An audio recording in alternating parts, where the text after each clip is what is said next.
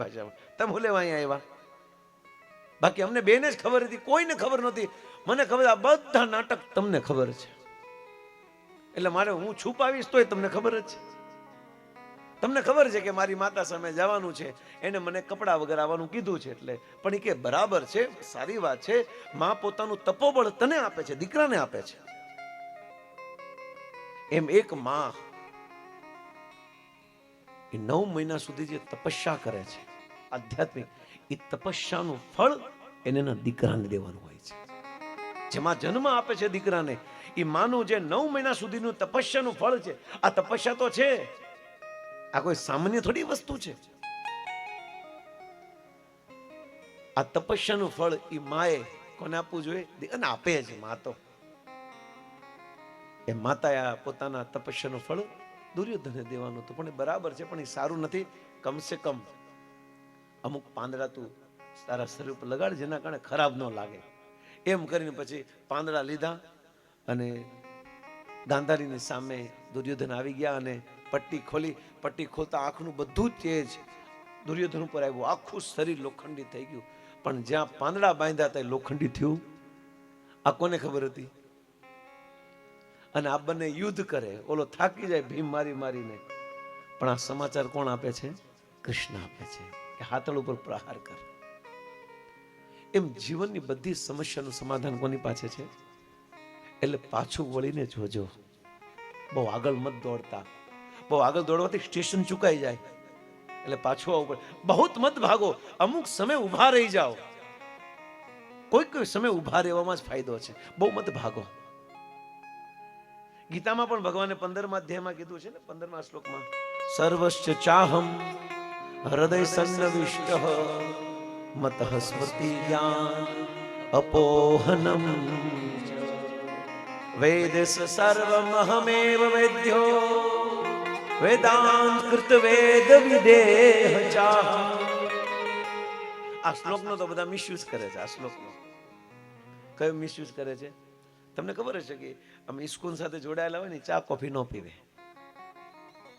ગમે ત્યાં જાય સીધી એમ કે ચા પીશો, કોફી પીશો. અમે કે અમે નથી પીતા. પણ એકવાર અમે જ્યારે બેઠા હતા ને કોઈ ચા પીશો એમ કીધું, અમે ના પાડી કે અમે બહુ વર્ષો, અમને ખબર નથી અમે ક્યારે પીધી, અમે ચા નથી પીતા. તો એ ભાઈએ બહુ સરસ જવાબ આપ્યો કે ગીતામાં ચા પીવાનું કીધું છે. એટલે આપણે તો આશ્ચર્ય થઈ ગયા કે ગીતામાં ક્યાં કીધું? કે વાંચો એ કે 15મો અધ્યાય 15મો શ્લોક શું છે? સર્વસ્ય ચાપીહમ. સર્વસ્ય બધાએ ચાપીહમ પીવી જોઈએ. બોલો. એટલે સંસ્કૃતના અર્થના અનર્થ કરવાળા કેટલાય બધા પીડા છે. એટલા માટે સંસ્કૃતનું સાચું જ્ઞાન હોય ને એની પાસે જ સાંભળવું, નકર ઊંધું કોક કે. અને પાછું હજી પૂરું નથી થઈ જતું. સર્વસ્ય ચાપીહમ હૃદય સન્નવિષ્ટ, શાંતિ મળે. મત સ્મૃતિ જ્ઞાન અપોહનમ ચ. આમ હીરા જોતા મેળનો એવરેજ ન આવતી હોય ને, હીરાની આ માલની એવરેજ ન આવતી હોય ને, ચા પીવો એટલે એવરેજ આવી જાય, સ્મૃતિ આવી જાય. ભગવાનની સ્મૃતિ બહુ બહુ. આ શ્લોક ઉપર ભગવાનની કૃપાથી આ શ્લોક ઉપર 6 કલાક લેક્ચર આપ્યું છે. એક શ્લોક ઉપર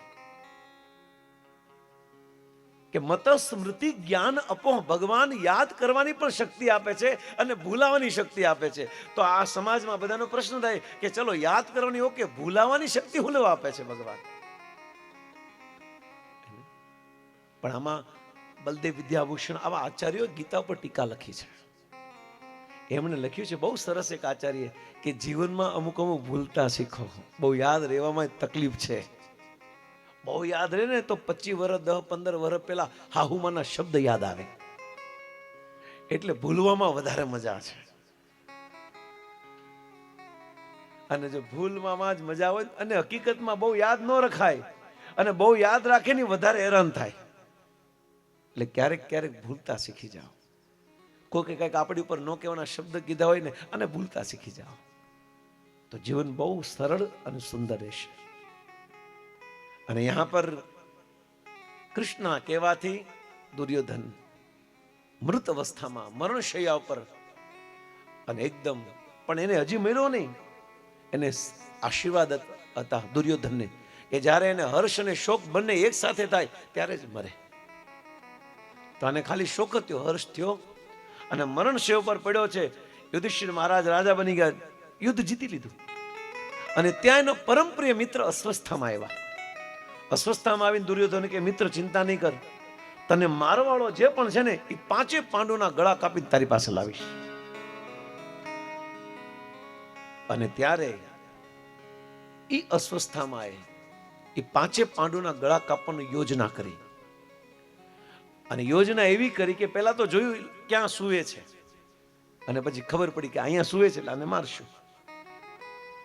અને એ જ દિવસે અસ્વસ્થામાં પાંચે પાંડવોના ગળા કાપવા જાય છે. અને એ દિવસે કનૈયો જો એને વોટ્સઅપ પહોંચી ગયો. કનૈયો કે છે, અર્જુન આજે અહીંયા ઊંઘ નથી આવતી, મચ્છર કરડે છે, આજે આપણે તમારા દીકરાઓના કુટિયામાં જશું ને એ લોકો અહીંયા હું છે. ચેન્જ કરી નાખ્યું. કૃષ્ણ ચાહે તો એક સેકન્ડમાં બધું ચેન્જ કરી શકે છે. એક જ સેકન્ડ લાગે છે. તમે જેવા ગમે એવા મોટા પ્લાન કર્યા હોય અને પ્લાન કદાચ સક્સેસ પણ થઈ ગયા હોય, સફળ પણ થઈ ગયા હોય, પણ છતાં પણ કૃષ્ણ ગમે ત્યારે ગમે એ કરી શકે છે. ભરોસો રાખો કૃષ્ણ પર. એ ચાહે તો સબ કુછ હો સકતા હૈ. અને જોયું આખું ચેન્જ કરી નાખ્યું. અસ્વસ્થામાં ગયા, એને એમ લાગ્યું કે પાંચે પાંડવો સૂતા છે, પણ ક્યાં ખબર હતી કે ભગવાનની યોજનાથી આ પાંડુના પુત્રો છે. માથે ઓઢેલું હતું ને રાત્રે કઈ દેખાતું નતું, અને પાંચેના ગળા કાપીને યુધિષ્ઠિર દુર્યોધનના હાથમાં, લે મિત્ર આ પાંચે પાંડવોના ગળા. અને ત્યારે દુર્યોધનને બહુ આનંદ થયો કે પાંચે પાંડવોના ગળા. ઓહ, હર્ષ થયો. અને એક પ્રશ્ન પૂછ્યો કે તું જ્યારે આ પાંચે પાંડવોના ગળા કાપતો હતો ત્યારે ઓલો બાંકે બિહારી ક્યાં ઉભો હતો? ઈ કે કારણ કે 18 દિવસ સુધી અમે થાકી ગયા, છતાં પણ એમાંથી કોઈ એકનો વાળ પણ વાંકો ન વાળી શક્યા ને. તું આના પાંચેના ગળા કાપીને લાવ્યો છો? તું કેરી ખાને, આંબાને જોવાની જરૂર નથી. આ લાવો, ભીમનું માથું પેલા લાવો. ભીમનું માથું આપ્યું, અને ભીમનું માથું જેવું જોતા એ ભીમનું માથું નહોતું, એ તો ભીમના પુત્ર શ્રુત સોમનું માથું હતું. અને તરત જ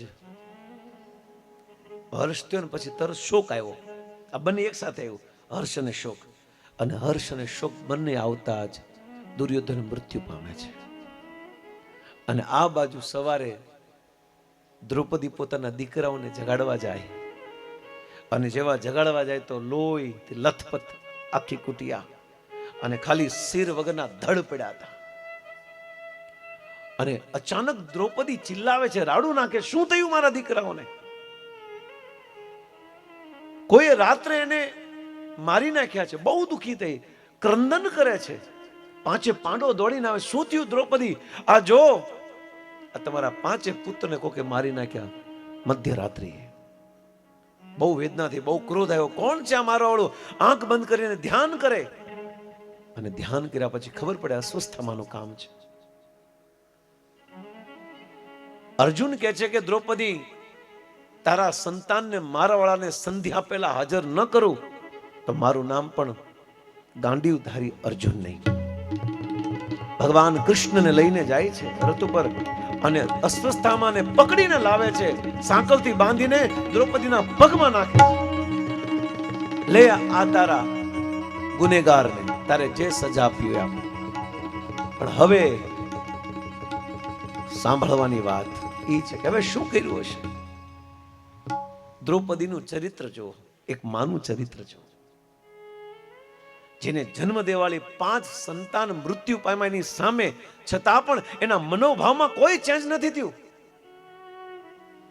જીવનમાં આપણે દુઃખી થઈ જઈએ, સંતાન આવે તો બહુ સુખ થઈ જાય છે, નથી આવતા તો દુઃખી છે. અને કદાચ આપણી હયાતીમાં એનું મૃત્યુ થાય તો પણ આપણે વેદના છે, પીડા છે. પણ એક સાધક, એક સ્ત્રી નો સ્વભાવ કેવો હોવો જોઈએ એ દ્રૌપદી શીખવાડે છે.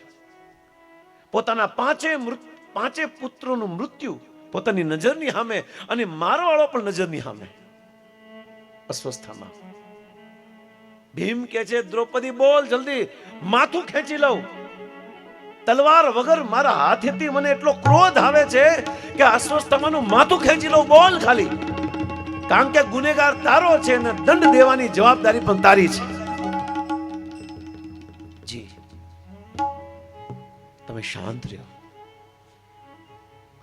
મને એવું લાગે છે કે અસ્વસ્થતામાંને ન મારવો જોઈએ. આ શબ્દ સાંભળતા જ પાંચે પાંડવોના મગજ વ્યા ગયા. ગાંડી થઈ ગઈ છો તું, મૂર્ખ થઈ ગઈ છો. આ પાંચે દીકરાને મારવાને એમ કે છો ન મારવા જોઈએ. શાસ્ત્રમાં પણ લખ્યું છે આતતાઈઓનો વધ કરી નાખવો જોઈએ. આતતાઈઓ મીન્સ આતંકવાદી, ટેરરિસ્ટ. એને તત્ક્ષણ સજા દઈ દેવી જોઈએ. હવે આવું જ્યારે થયું અને દ્રૌપદી સાંભળતા આ લોકો પાગલ થઈ ગયા. હવે સાંભળો, એક સ્ત્રીનો ધર્મ. અને સ્ત્રી જ્યારે એના ઘરમાં કોઈ મૃત્યુ થઈ જાય, એના દીકરાનું મૃત્યુ થઈ જાય, ત્યારે એની મનોવ્યથા જુઓ, મનસ્થિતિ જુઓ કેવી છે. બહારની સ્થિતિ પરિસ્થિતિ તો બહુ ખરાબ હતી, પણ અંદરની મનસ્થિતિ બહુ મજબૂત હતી. એક માતાએ, એક સ્ત્રીએ પોતાની મનની સ્થિતિને મજબૂત રાખજો બસ. આવી પરિસ્થિતિમાં ગુનેગાર સામે, એને જણેલા દીકરાને મારવાળો દુશ્મન સામે, છતાં પણ એને એમ કે છે આને છોડી દો. પાંચે પાંડવો કે છે કેમ કે છો, મૂર્ખી છો તું, આ બુદ્ધિ ભ્રષ્ટ થઈ ગઈ છે તારી, કેમ આવું કે છો? એટલા માટે કહું છું બ્રાહ્મણ છે. બીજું, તમને જે શસ્ત્રની વિદ્યા શીખવાડીને આ ટોપ લેવલ ઉપર પહોંચાડ્યા ને, એના પિતા તમારા ગુરુ છે. ત્રીજું, તમારા ગુરુનો વધ, મૃત્યુ મહાભારતના યુદ્ધમાં થયું છે. અને જ્યારે ગુરુ મૃત્યુ પામે ને, ત્યારે ગુરુનો પુત્ર જ ગુરુનું પ્રતિનિધિત્વ કરે છે. અને ચોથું, દીકરા મર્યા પછી માની વેદના શું હોય ને, એક માં જ જાણી શકે છે. કદાચ તમે અસ્વસ્થામાં મારશો તો એની માની સ્થિતિ શું થશે? એટલે મારો હાથ જોડીને તમને નિવેદન છે કે આમને માફ કરી દો. બોલો, આ છે એક સ્ત્રીનો સ્વભાવ. નહીં, ખોટી વાત છે, એને મારવો જ જોઈએ. અને પછી બધાનો નિર્ણય કૃષ્ણ ઉપર જાય છે. હે કેશવ, હે દ્વારકાધીશ, હે ગોવિંદ, કૃપા કરીને આનો નિર્ણય તમે લ્યો, શું કરવું જોઈએ? કૃષ્ણ, તમારું શું સજેશન છે? ભગવાને પણ પોતાનું મંતવ્ય મૂક્યું. બ્રહ્મબંધુ ન હંતવ્યમ આતતાયે ન વધ. મારો મત એ છે કે બ્રહ્મબંધુ બ્રાહ્મણોને મારવા ન જોઈએ અને આતતાયને છોડવા ન જોઈએ. બોલો, આ તને એનો જવાબ આવો જ હોય? સમજી જ ન કયો જવાબ હોય.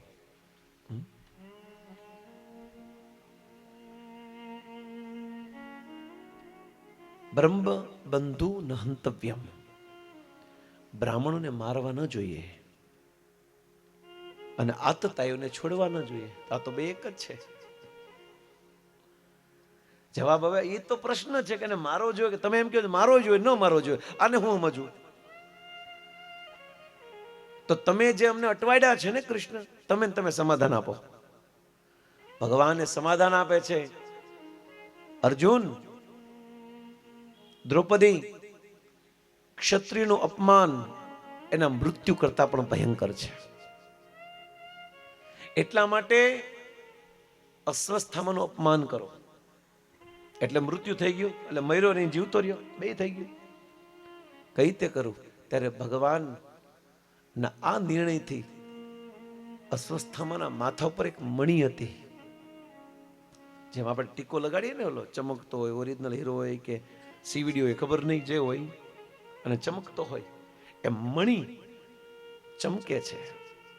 જેમ નાગમણી હોય એમ અસ્વસ્થામાના માથા પર એક મણી હતી.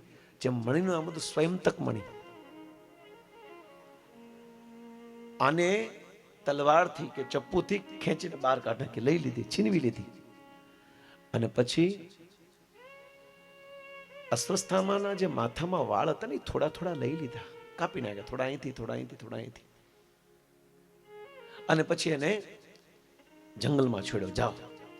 અને જેવો એના ઘરે જાય છે અને વચ્ચે જે ગામ આવે અને ગામમાં રહેવાળા જે સમુદાય હોય આ અસ્વસ્થામાને જોઈ, ઓહ આ અસ્વસ્થામાં છે, જો તો ખરા કેવો લાગે છે.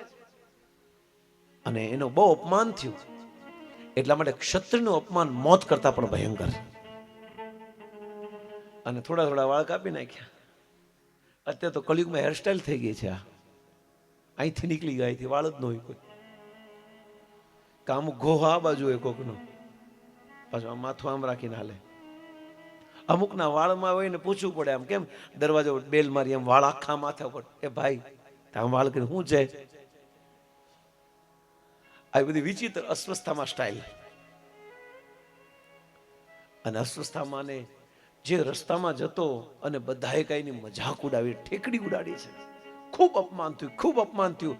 અને અપમાન ક્ષત્રિયો માટે સહન ન થાય એટલા માટે અસ્વસ્થામાં નક્કી કરી લીધું કે આ અપમાનનો બદલો લેવા માટે હું આ કુરુવંશનો છેલ્લો દીપક છે, છેલ્લો બાળક છે, સંતાન છે, એને મારી નાખીશ. અને કર્યું. અસ્વસ્થામાં બ્રહ્માસ્ત્ર છોડ્યું. એક છેલ્લો આ કુરુવંશનો સંતાન, 5 હતા, એ 5ને મારી નાખ્યા.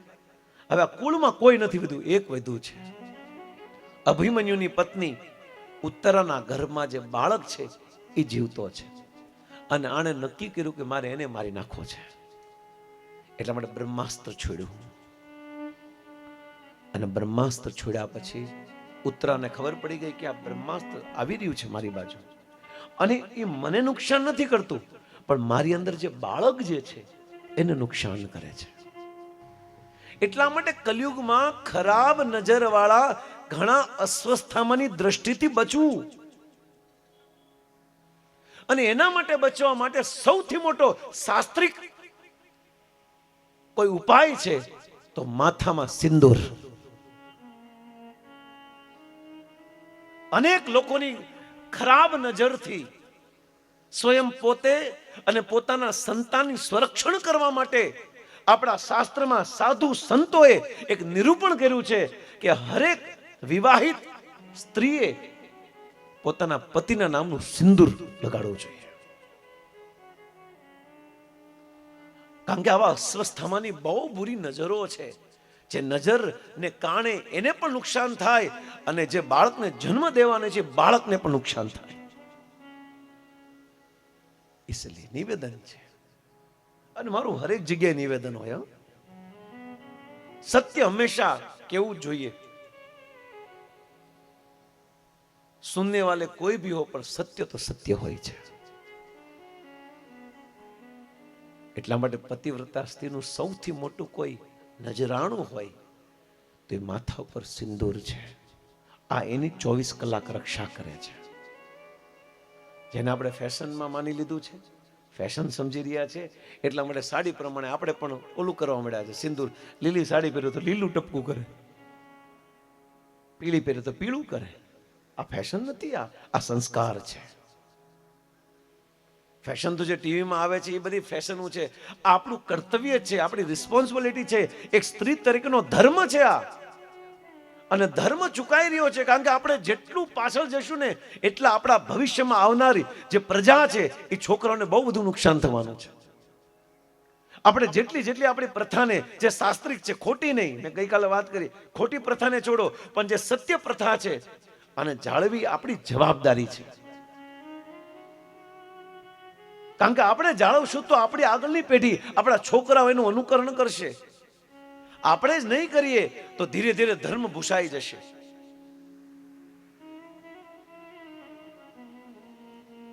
સાવધાન. અસ્વસ્થામાં જેવા લોકો જે છે, જેની નજર બહુ ખરાબ હોય છે, આનથી બચવા માટે જે રક્ષણ કવચ છે, જે નારાયણ કવચ છે, એ કવચ એના પતિ ઉપર વિશ્વાસનું સિંદૂર છે. એ એ કવચ એના પતિ ઉપર શ્રદ્ધાનું એક ચિહ્ન છે. એ કવચ એના પરિવારના પ્રેમ અને સ્નેહનું કવચ છે. આ દીકરીને અને દીકરી જે બાળકને જન્મ દેવાની છે આની રક્ષા કરે છે, આની ખૂબ રક્ષા કરે છે. આ જવાબદારી આપણે છે જેને સમજવી અતિ આવશ્યક છે. થોડુંક બહુ વિચિત્ર લાગે આપને કે આવું કેમ છે, આવું કેમ થઈ રહ્યું છે, પણ સત્ય કેવું જરૂરી છે. આજે નહીં તો કાલે આપણે સમજવું તો પડશે જ, અને જેટલા વહેલા સમજશું ને એટલો ફાયદો આપને થશે. સત્ય એ છે, આ કલયુગમાં અસ્વસ્થામાં જેવા અનેક લોકોની જે ગંદી દ્રષ્ટિ છે, આ દ્રષ્ટિનો પ્રભાવ હરેક વ્યક્તિ ઉપર પડે છે. કારણ કે નજર બધાની સરખી નથી હોતી, અને વ્યક્તિનું વ્યક્તિત્વ એની નજર ઉપરથી ખબર પડે છે, એની આંખ એની દ્રષ્ટિ ઉપરથી ખબર પડે કે એનું વ્યક્તિત્વ શું છે. અસ્વસ્થામાંની નજર આ અંતિમ બાળક, આ ઉત્તરાના ગર્ભમાં નિવેશિત જે છે બાળક જે છે એ બાળકને મારવાની હતી. એટલા માટે ઘણા ઘણા નિર્દેશો આપણા શાસ્ત્રમાં બતાવ્યા છે, જેનું પાલન કરવું બહુ જરૂરી છે. સ્વાગત છે, સ્વાગતમ કાકાનું. આપણા ઉત્સવને મહોત્સવ બનાવવા માટે એમની ઉપસ્થિતિ.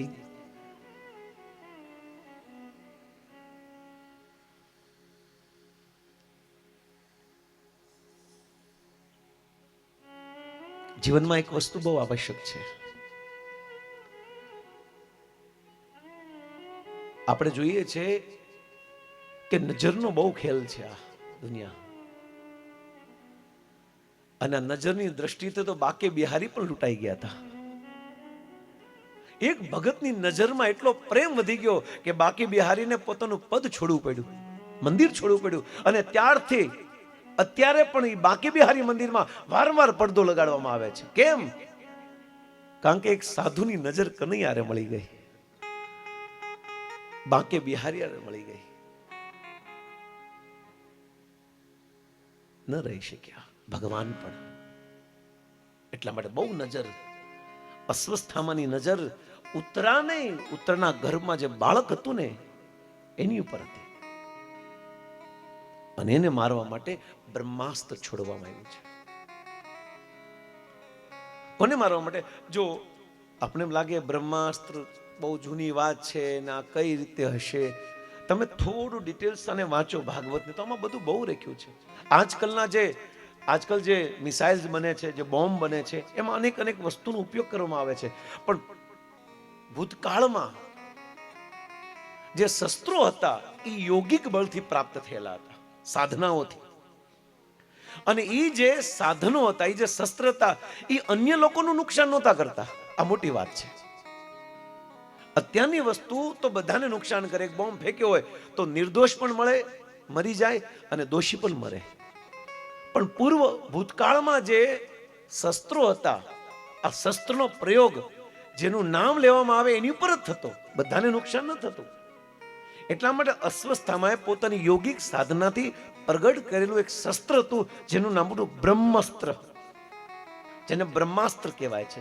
અને આ બ્રહ્માસ્ત્રનો ઉપયોગ કર્યો ઉત્તરાના ગર્ભમાં અંતિમ બાળકને મારવા માટે.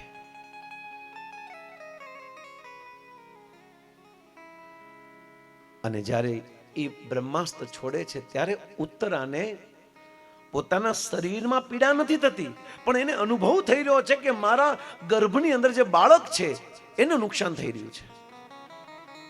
અને ધીરે ધીરે ધીરે એને એવું લાગી રહ્યું છે કે બાળક મૃત થવા જઈ રહ્યું છે. એટલા માટે બચો, આવી અસ્વસ્થામાં જેવા આવા વિકારી કામ વાસના પુરુષની દ્રષ્ટિથી બચવું જરૂરી છે. એટલા માટે આપણા શાસ્ત્રમાં અમુક અમુક વિધિ વિધાનનું નિરૂપણ કરવામાં આવ્યું છે.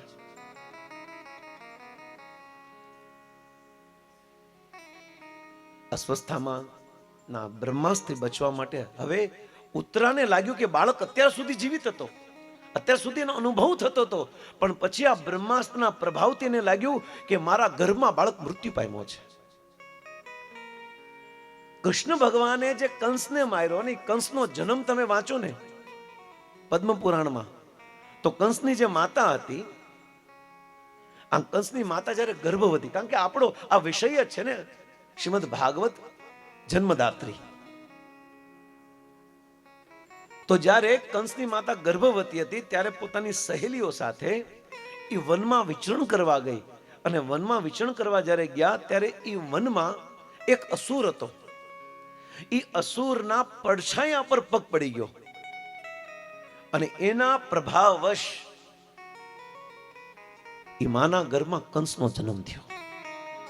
એટલા માટે શાસ્ત્રમાં એવું પણ નિરૂપણ કર્યું છે કે જે ગર્ભવતી માતાએ એવી બંજર જમીનમાં ન જવું જોઈએ, જમીન ઉપર કોઈ પ્રવેશ ન કર્યો. અને જમીનમાં પણ દોષ હોય છે, અને આ દોષના નિરૂપણ માટે જ આપણે ઘરમાં ગ્રહ પ્રવેશ માટે પૂજા કરાવીએ છીએ, યજ્ઞ કરાવીએ છીએ. કારણ કે આપણે જે જમીનમાં બેઠા હોય, આપણે જેની પાસે જમીન લીધી હોય, એમાં એના ઘણા વિકારો, એના ઘણા અંદરના જે આકાંક્ષાઓ ત્યાં છુપાયેલી હોય છે, એની વેદના હોય છે. એને ઘર છોડવું નથી હોતું, પણ પરિસ્થિતિ વશ એને ઘર છોડવું પડે છે. અને ઘર આપણે જ્યારે લઈએ તો એના વિચારો પણ એ ઘરમાં હોય છે, એ જમીનમાં હોય છે. અને પૂર્વની પ્રાયશ્ચિત વિધિ એ છે કે જ્યારે યજ્ઞ કરવામાં આવે, મંત્રનું ઉચ્ચારણ કરવામાં આવે, તો એ ભૂમિમાં જે દોષ હોય એ દોષ નીકળી જાય છે. એટલા માટે ગર્ભવતી માતાએ આસન વગર પણ ન બેસવું જોઈએ. આ પણ એક નિયમ છે, એના આસન હોવું જોઈએ. કારણ કે એક વ્યક્તિ જે સ્થાન ઉપર બેસે ને ત્યાં 24 કલાક સુધી એના શરીરના ગુણોનો પ્રભાવ રહે છે. એટલા માટે અમને ખબર છે, જે પોલીસ અધિકારીઓ જે કૂતરા રાખે છે એ સૂંઘીને પકડી લે છે, એની ગંધ સૂંઘીને પકડી લે છે. અને જે વ્યક્તિ કંઈક ગુનો કર્યો હોય ત્યાં જેને સૂંઘે અને એ ગંધથી એ ચોરને પકડે છે. એનો મતલબ વ્યક્તિના પોતાનો પ્રભાવ 24 કલાક સુધી સ્થાન ઉપર રહે છે. એટલા માટે આપને ખબર, જ્યારે સાધુ સંતો જ્યારે આવે ત્યારે એને પાથરીએ છીએ, અને પાથર્યા પછી એ આપણી પાસે પ્રસાદીના રૂપમાં રાખીએ છીએ. કેમ? કારણ કે એનો પ્રભાવ એની અંદર હોય છે. એક સાધકનો પૂર્ણ પ્રભાવ એના આસન ઉપર હોય છે. એટલે સાધક જીત આસને જીતવું જોઈએ. અને આ બાજુ દ્રૌપદીને ખબર પડી કે, ઉત્તરાને ખબર પડી કે હવે આ ગર્ભ હલતો બંધ થઈ ગયો, એવું લાગે છે કે બાળક મૃત્યુ પામ્યો છે. અને હવે સીન આ બાજુ જુઓ. આ બાજુ ઉત્તરાને ખબર પડી એટલે ઉત્તરાએ કીધું હું શું કરું. એટલે પોતાના પેટ ઉપર હાથ રાખીને બહાર દોડે છે. ક્યાં દોડે છે? અને આ બાજુ કુરુક્ષેત્રના મેદાનમાં યુધિષ્ઠિર મહારાજ રાજા બની ગયા, મહાભારતનું યુદ્ધ જીતી ગયા. કુંતી રાજમાતા થઈ બની ગઈ. અને ભગવાન હવે પોતાના ઘરે અર્થાત હસ્તિનાપુરથી દ્વારકા જઈ રહ્યા છે, રથ ઉપર બેસીને. કે મારે પણ સંતાનો છે, મારે પણ પત્નીઓ છે, હું જાઉં. એટલા માટે ભગવાન રથ ઉપર બેસીને દ્વારકા જાય, અને જે બધી તૈયારી સાથે અને જેવા દ્વારકા તરફ પ્રયાણ કરે, અને એને મૂકવા માટે, એને વળાવવા માટે બધા જ લોકો આવ્યા છે. સુભદ્રા, દ્રૌપદી, 5 પાંડવો બધા જ આવ્યા છે એને વળાવવા માટે.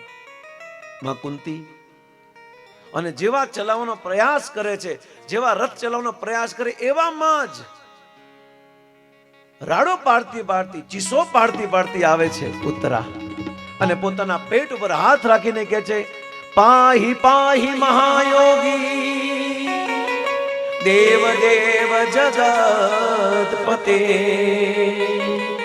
નાન્યમ પદ અભયમ પશ્યે યત્ર મૃત્યુ પરસ્પરમ.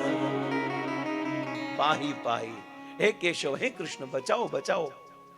પાહી પાહી મહાયોગી દેવ દેવ જગતપતે. હે જગતપતે, એક શબ્દ પર બહુ મોટી વ્યાખ્યા થાય. દેવ દેવ, દેવોના દેવ, જગતપતે, જગતના પતિ.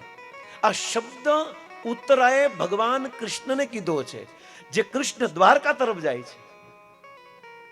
કેમ જગતપતે કીધું? ઉત્તરાએ કીધું કે આ જગતમાં તો મારા અનેક પતિ થઈ ગયા છે, પણ વાસ્તવમાં જોવા જઈએ તો આખા જગતના પતિ કૃષ્ણ તમે જ છો. અહીંયા તો અનેક પતિઓ બદલા, અનેક પત્નીઓ બદલી, પણ સાચા પતિ તો તમે છો. એટલા માટે કીધું જગતપતિ. એક કારણ આ હતું. બીજું કારણ એ હતું, ઉત્તરાની સાથેનો પતિ નહોતો. ઉત્તરા સાથેના પતિ નહોતા. અભિમન્યુનું મૃત્યુ થયું હતું. માની લો ઇનડાયરેક્ટ આ જગતપતે સંસ્કૃતમાં શ્લોક કહીને માં ઉત્તરા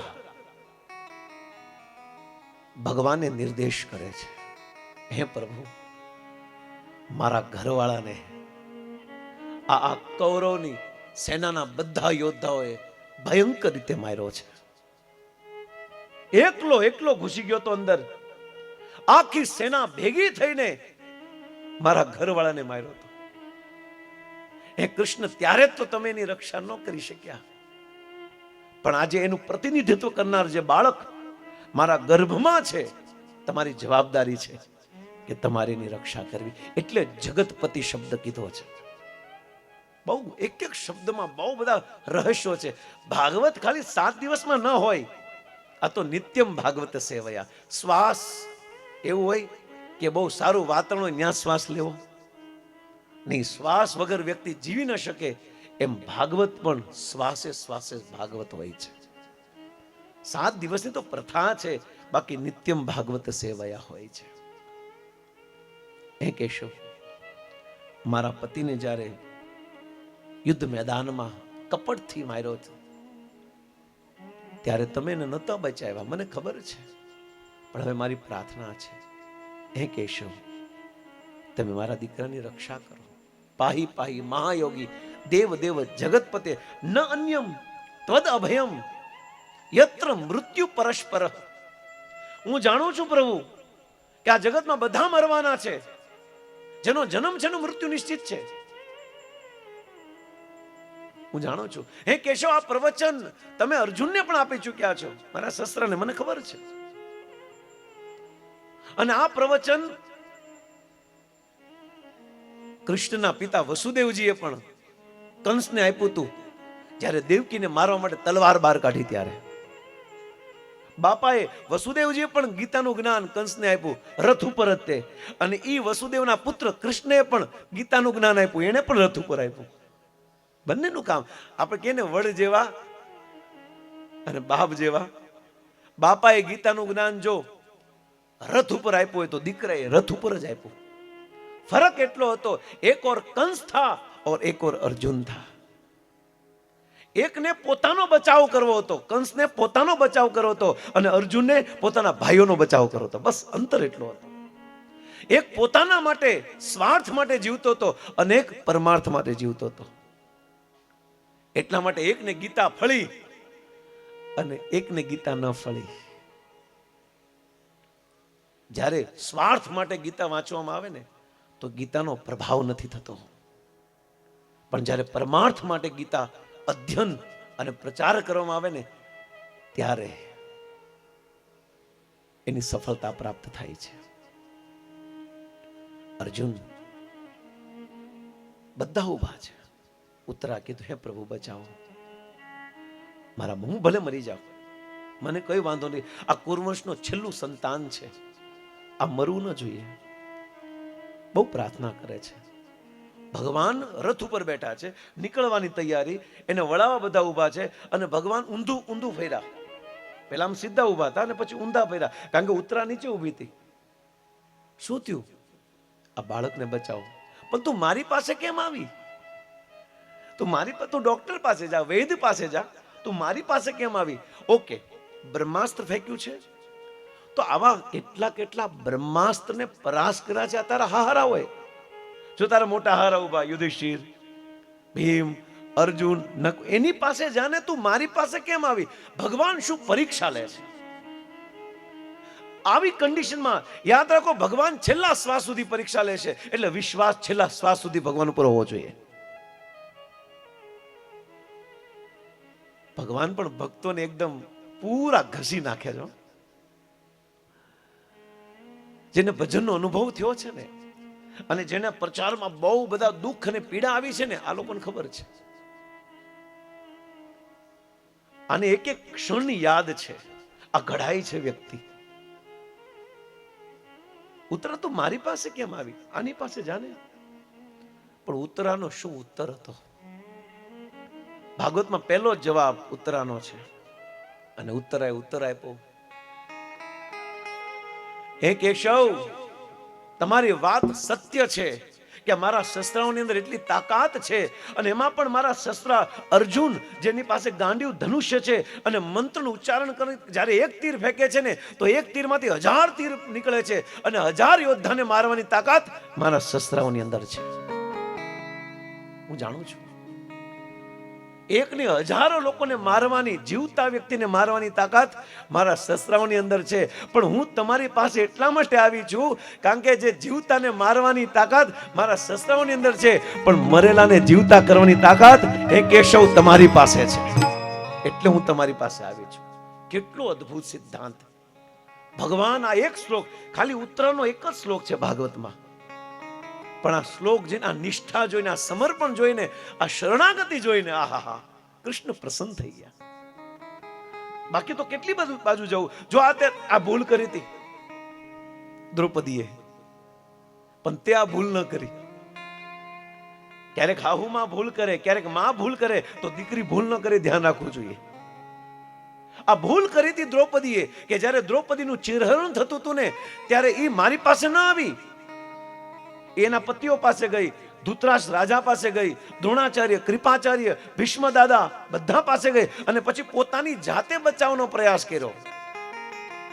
અને પછી કાંઈ નો ઠેકાણું થયું ને ત્યારે મને યાદ કર્યો.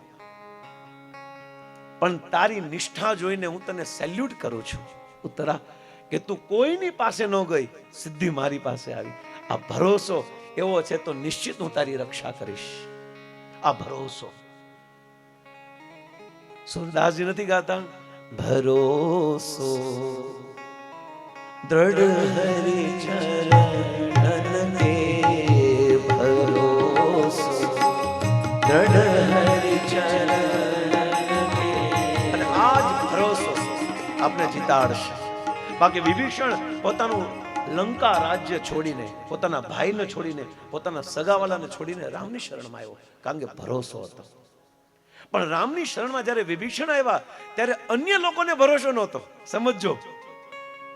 એટલા માટે એવા વ્યક્તિ પાસે જવું કે જેને શરણાગતિ અને ભરોસાની કિંમત હોય. એ સમજતો હોય આપણે કે નહીં, આ 100% ટચ સોનું છે. બાકી વિભીષણે બધું છોડી દીધું. એ લંકાનો અડધો દસ્તાવેજ લેવાય ન ઉભો રહ્યો કે ભાઈ અડધો મને આપો, 2 ભાઈઓ ભાગ તો થાય, 3 ભાગ થાય આપણા, કુંભકર્ણ, રાવણ અને વિભીષણ, તો ત્રીજો ભાગ મને આપો પછી હું નીકળું. નહીં, નીકળી ગયા. અને કોની શરણમાં ગયા? સમુદ્રની આ પાર રામની સેનાનો જ્યાં પડાવ હતો ત્યાં પ્રભુની શરણમાં ગયા. પ્રભુ તમારી શરણમાં આવ્યો છું. ત્યારે કોઈ સ્વીકાર નથી કર્યા વિભીષણને. બધાએ પોતાનો મત આપ્યો કે પ્રભુ આ શત્રુના રાજ્યમાંથી આવેલો છે, એટલા માટે કપટ કરશે, આ મારશે, અને મૃત્યુદંડ આપો, આની આંખ ફોડી નાખો, અને હાથ પગ કાપી નાખો, અને આજીવન કેદ આપો. બધાએ અલગ અલગ સજેશન આપ્યા. પણ શરણાગતિના ભાવને તો જે શરણાગત ભક્ત એ જ સમજી શકે. અને ત્યારે હનુમાનજીને પૂછવામાં આવ્યું, એ હનુમંત, તમારું શું સજેશન છે? તમારો શું અભિપ્રાય છે? ગીતા સૌથી પહેલા અર્જુન પહેલા પણ કોને સાંભળી? તમને કહું, તમને ખબર હશે, મને ખબર નથી, પણ હું તમને કહું. અર્જુન કરતા પણ પહેલા કૃષ્ણના મુખમાંથી નીકળેલી ગીતા અર્જુનના રથ ઉપર જે ધજા ઉપર હનુમાનજીનું ચિહ્ન છે ને, આ હનુમાનજીએ સાંભળી છે. પહેલી કથા એને સાંભળી છે. કારણ કે રામ અને કૃષ્ણમાં કોઈ અંતર નથી. શબ્દ નીકળે એની પહેલા પવનનો પુત્ર આ શબ્દને ખેંચી લે છે. અશોચ્યનામ શોચ્યસ્તમ પ્રજ્ઞા વાદાંશ ભાષશે ગતા સુન ગતા એવા કિમ અનુશોચંતી પંડિતા. કાર્પણ્ય દોષો આ બધું જાણી લીધું છે. શબ્દ પેલા અહીં આવ્યો છે. હનુમંતજીએ કીધું, ભગવાને સજેશન લીધું, પ્રભુ શ્રી રામચંદ્ર, હનુમાનજી તમારું શું કેવું છે? વિભીષણે શરણ આપીએ? હનુમાન તો હનુમાન છે. મેં ગીતા સાંભળેલી છે અને ગીતામાં તમે કીધેલું છે. કારણ કે હનુમાનજી તો ચિરંજીવી છે ને. કેટલા અવતારો કૃષ્ણના થઈ ગયા છે હનુમાનજીની નજરમાં. અને 18 અધ્યાયનો 66મો શ્લોક, સર્વધર્મં પરિત્યજ્યમ મામેકં શરણં વ્રજ અહં ત્વાં સર્વ પાપેભ્યો મોક્ષિષ્યામિ મા શુચઃ. તમે કીધું છે બધું છોડીને મારી શરણમાં આવો, અને આ વિભીષણ બધું છોડીને તમારી શરણમાં આવ્યો છે. અને આવી શરણાગતિ ગોપીની છે. રાત્રે 12 વાગે મધ્યરાત્રિએ યમુના તટ ઉપર બંસી વટ ઉપર જ્યારે મુરલીના નાથિયા ગોવિંદ ઉદ્ગાર કરે ત્યારે બધી જ ગોપીઓ ઘર પરિવાર પુત્ર પરિજન સાસુ સસરા દીકરાઓ બધાને છોડીને અડધી રાતે કૃષ્ણ સામે ઊભી રહી જાય છે. આ શરણાગતિ. કોઈ એમ કે ને સર્વ ધર્મમ પરિત્યજ્યની વ્યાખ્યા શું? ગોપી પાસે શીખો. આ ગોપીની શરણાગતિ છે. જી આને શરણ દેવી જોઈએ પ્રભુ. અગર હનુમાનજી કે છે મારું મત જાણતો હોય તો શરણ દેવી જોઈએ, તો કે કેમ શરણ દેવી જોઈએ, કઈ રીતે? અને ત્યારે હનુમાનજી બહુ સરસ ઉદાહરણ આપ્યું. એ પ્રભુ જ્યારે તમે વનવાસમાં હતા ને ત્યારે ચાલતા હતા, લક્ષ્મણજી તમારી પાછળ ચાલતા હતા, અને ચાલતા ચાલતા તમારા પગમાં કાંટો વાગ્યો, અને કાંટો વાગ્યો ને તો લક્ષ્મણજી ન જોઈ શક્યા, ભાઈના દુઃખની ન જોઈ શક્યા, એટલે પ્રભુને વારંવાર કે પણ પ્રભુ શ્રી રામચંદ્ર ઇગ્નોર કરે ને, અને પછી દોડીને પ્રભુના પગ ચરણ પકડી લીધા. પ્રભુ 1 મિનિટ મને કાંટો કાઢવા દો, કારણ કે ચરણમાંથી લોહી નીકળે છે. પ્રભુ ભગવાનના શરીરમાં કોઈ લોહી ન હોય, સચ્ચિદાનંદ ભગવાનનું સ્વરૂપ હોય, પણ આ તો એક એક્ઝામ્પલ બતાવવા માટે માનું શરીર લીધું છે ને ભગવાને. અને કાંટો જેવો અડવા ગયા ત્યારે પ્રભુ શ્રી રામચંદ્રે બહુ સરસ વાત કરી, એ લક્ષ્મણ આ કાંટાને રહેવા દે. કેમ? કારણ કે એણે મારી શરણ લીધી છે. તમે વિચારો, પ્રભુ રામચંદ્રને કહા કે આ કાંટાએ મારી શરણ લીધી છે, અને જે મારી શરણ લે છે ને એનું ક્યારે છોડતો નથી. અને આ વાત હનુમાનજીને ખબર હતી. હનુમાનજીએ કીધું પ્રભુ હજી પણ તમારા ચરણમાં કાંટો છે. અને એવું સંતો કહે છે કે જ્યારે ભગવાન રામચંદ્રએ પોતાની લીલા અપ્રગટ કરી અને જ્યારે સાકેત ધામમાં ગયા ને ત્યારે હનુમાનજીએ ત્યારે પણ પ્રભુ શ્રી રામચંદ્રના ચરણમાં કાંટો જોયો છે. તમે વિચારો, એક કાંટાને જો ભગવાન શરણ દેતા હોય તો મારા તમારી જેવા વ્યક્તિને ભગવાન શા માટે શરણ ના આપે? હે પ્રભુ, જો તમે કાંટાને શરણ દીધી તો વિભીષણને તમારે શરણ દેવી જોઈએ. ભગવાન રામચંદ્ર બહુ પ્રસન્ન થયા અને સીધું કીધું આવો લંકેશ. ત્યાં તો બધા પાછા વાંદરો રીછો કે પ્રભુ હજી લંકેશ તો હજી બાકી છે, હજી તો લંકા ઉપર આક્રમણ કરવાનું બાકી છે, રાવણને જીતવાનું બાકી છે, લંકેશ કેમ કહો છો? હજી તો લંકાનો રાજા રાવણ છે, આને કેમ લંકેશ કહો છો?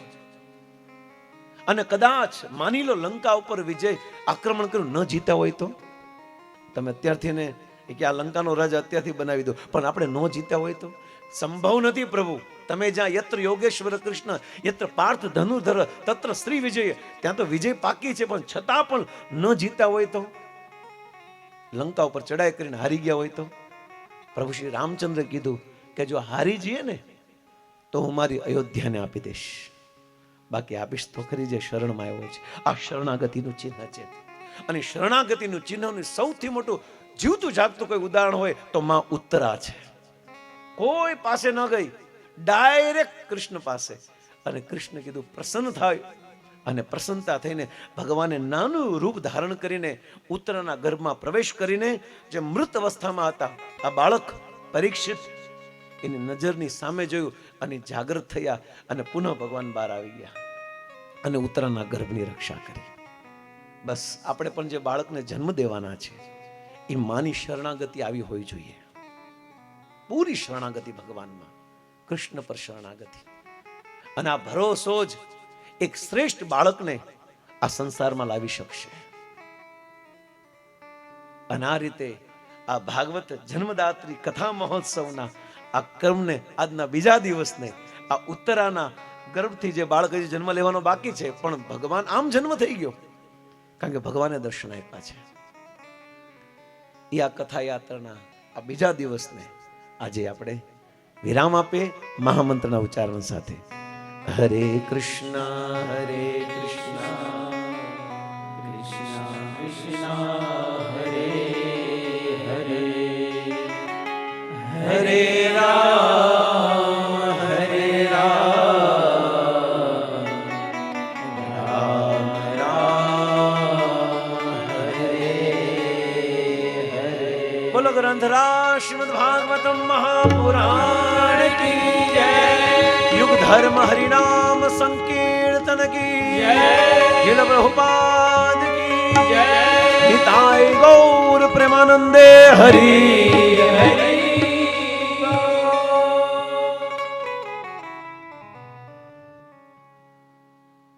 હરે કૃષ્ણ, હરે કૃષ્ણ.